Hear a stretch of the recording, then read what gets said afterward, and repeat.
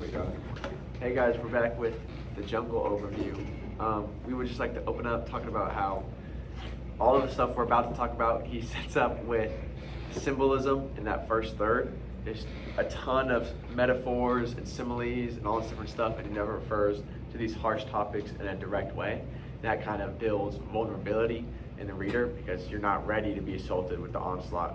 He has what come next with just the brutal, very real things about the industry and all these things talk about like the people that die in the lard vats and then they just make meat out of them and things like that.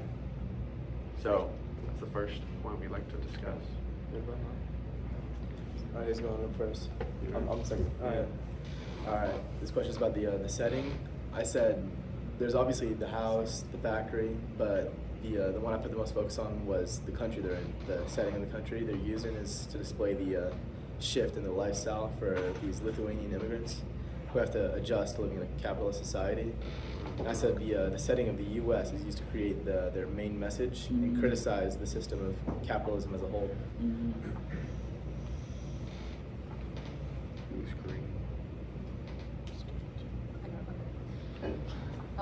So for the structure of the plot, the structure follows a series of events in a linear structure, and it goes in chronological order of Jurgis Rudkus and his family. And the story starts off when they arrive at Chicago and how at first Jurgis believes in the American dream, and he's like really optimistic about the path that their lives is going to take in America from then on. But then he slowly starts to encounter issues with the meatpacking industry and corruption in America. And after like a bunch of the family's misfortunes begin to escalate, he starts to lose his optimism throughout the story. I think it's interesting that time starts fast in the beginning or slow in the beginning, and they just kind of go through that first year, and it takes a lot of the first half of the book. And then once they finally get in the routine and monotonous, then time starts to speed up in the book a little bit, and each page is like a month or so because it just shows how every day doesn't change. It's like the same thing every day.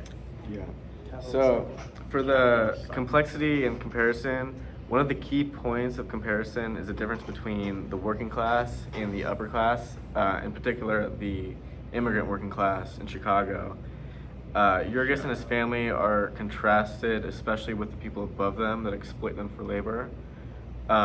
There are a few other complexities, and one of them is Jurgis and his own family dealing with moving to a new country as a whole, and then on top of that being having to endure the harsh working conditions and the social injustices of being an immigrant worker.